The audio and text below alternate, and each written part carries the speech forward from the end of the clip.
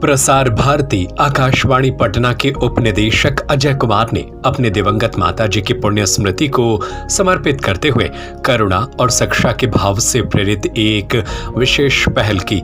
कर्म के पावन अवसर पर ये सीवान के एक मध्य विद्यालय पहुंचे, जहां उन्होंने बच्चों के बीच बैठकर स्नेहपूर्वक कॉपियां, कलम और किताबें वितरित की।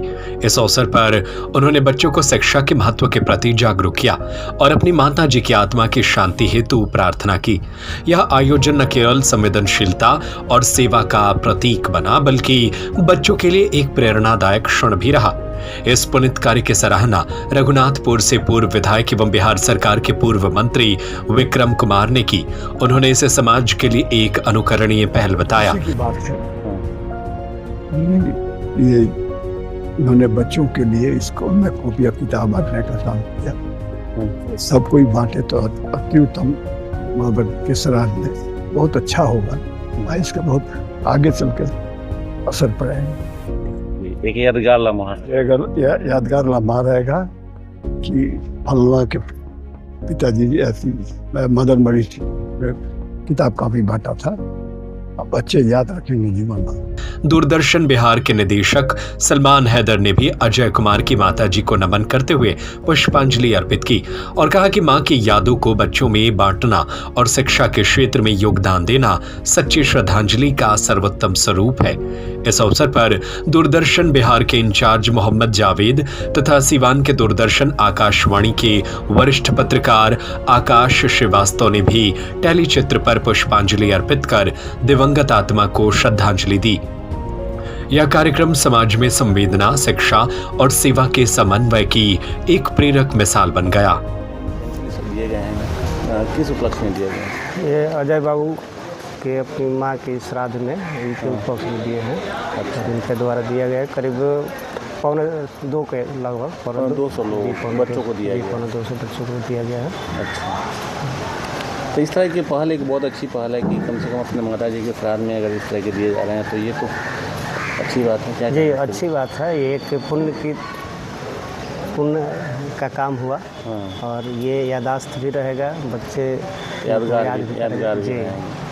अपना नाम बताइए। महावीर प्रसाद जो निर्देशक हैं, उन्होंने अपनी माँ के श्राद्ध क्रम में बच्चों को कॉपी किताब बांटी है, क्या कहेंगे आपके गांव के बच्चे? हाँ, अजय बाबू ने अपने माँ का अंतिम संस्कार के लिए बच्चों पढ़ते हैं तो स्कूल एक मंदिर है, तो मंदिर में पूजा करेंगे तब न ज्ञान मिलेगा। इसी तौर पर हम लोग एक योजना बना करके अजय बाबू ने इस योजना को चलाई। हर एक बच्चों को 210 बच्चे थे।